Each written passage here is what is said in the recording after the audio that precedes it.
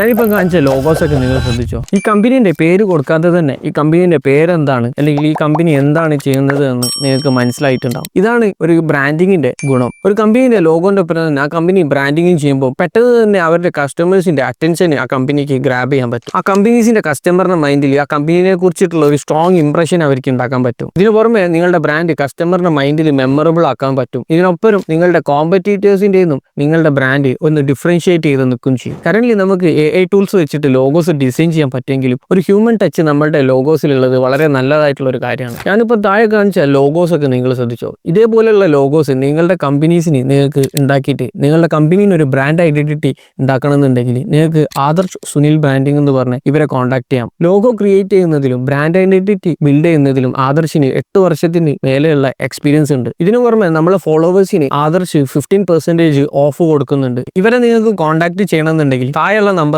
WhatsApp ചെയ്യാം. ഇവരെ contact details നിങ്ങൾക്ക് കിട്ടണമെന്നുണ്ടെങ്കിൽ കമന്റ് ചെയ്ത് കഴിഞ്ഞാൽ ഞാൻ നിങ്ങൾക്ക് ഷെയർ ചെയ്ത് തരാം. ഇതേപോലത്തെ ബിസിനസ് റിലേറ്റഡ് റീൽസിന് വേണ്ടിയിട്ട് എന്നെ ഫോളോ ചെയ്യാം. Thank you.